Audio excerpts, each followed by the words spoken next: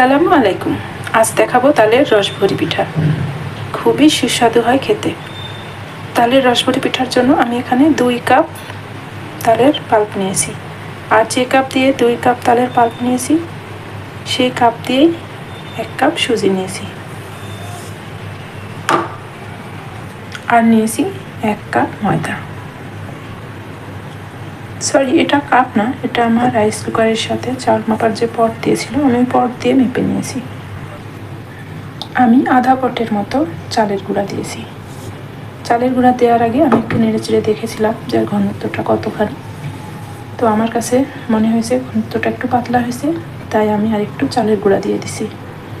কেউ চাইলে এই পিঠাটা চালের গুঁড়া ছাড়াও করে নেওয়া যায়, সুজি আর ময়দা দিয়ে। 1 পট দিয়ে দিলাম চিনি,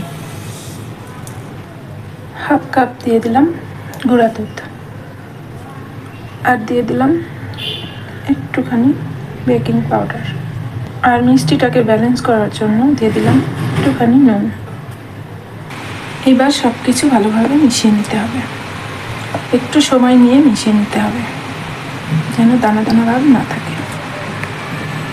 দেখো কি সুন্দর বৃষ্টি নেমেছে, আর এই বৃষ্টির সময় যে কোনো পিঠা ভাজার আনন্দটাও যেন খেতেও অনেক মজা।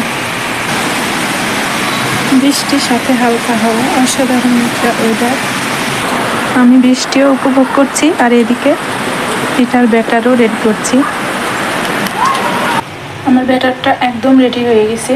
আর হ্যাঁ, আমার হাতের কাছে হ্যান্ড হুইচ ছিল না, চামিচ দিলেও ভালো মেশানো হচ্ছিল না, এই জন্য আমি হাত দিয়েই ভালোভাবে ফেটিয়ে নিয়েছি। অবশ্যই ব্যাটারটা ভালোভাবে ফেটিয়ে নিতে হবে। আর ফেটিয়ে নেওয়ার পরে সাথে সাথে এটা ভাজা যায়, কিন্তু আমি একটু রেস্টে রেখেছিলাম।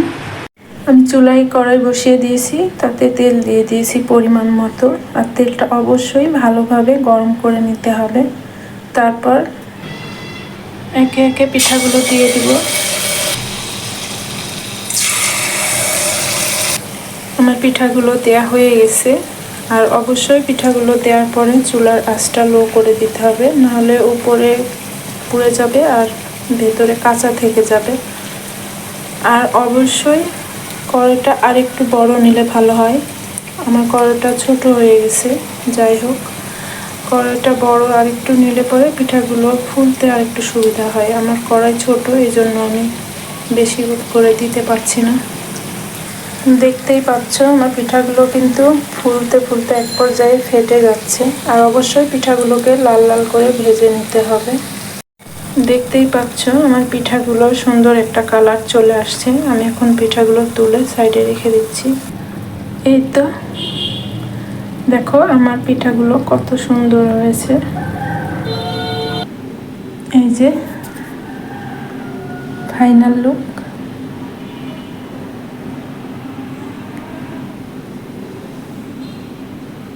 এবার শিরার জন্য নিয়েছি পানি। তো আমি অল্প একটু শিরা করব, এই জন্য আমি অল্প একটু পানি নিয়েছি।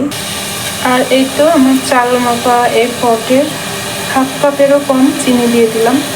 আর পানিটাও আমি এই কাপ দিয়ে মেপে নিয়েছিলাম 1 কাপের মতো। আর তাতে দিয়ে দিলাম হাফ কাপেরও কম চিনি। তার কারণ আমি পিঠায়ও চিনি দিয়েছিলাম। অতিরিক্ত মিষ্টি আমি খাবো না, তারপরেও মিষ্টি যে যা স্বাদ অনুযায়ী নেবেন। আর আমি সবগুলো পিঠা শিরাতে দিব না, কিছু শুকনো রাখবো। আমি যতটুকু শিরাতে দিব ততটুকু শিরা করে নিচ্ছি। আস্তে চলে আসলাম আমার বাসায়। 2টা নতুন সদস্য এসেছে। এই যে আমার নতুন সদস্য। আমি ওদের একটা পাতলা কাপড় দিয়ে ঢেকে দিয়েছি, কারণ ওরা আলো একদমই পছন্দ করে না। তারপর এই তো শিরা হয়ে গেছে। আর শিরার মধ্যে দিয়ে 2 মিনিটের মতো নাড়াচাড়া দিয়ে ঢাকা দিয়ে রেখে দেবো 30 মিনিটের মতো।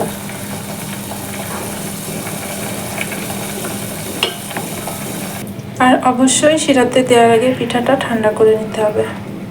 এই তো আমি ঢাকা দিয়ে রেখে দিলাম। 30 মিনিট পর এই যে আমার পিঠাগুলো কতটা সফট হয়েছে। আমি আরেকটা ভেঙে দেখিয়ে দিচ্ছি।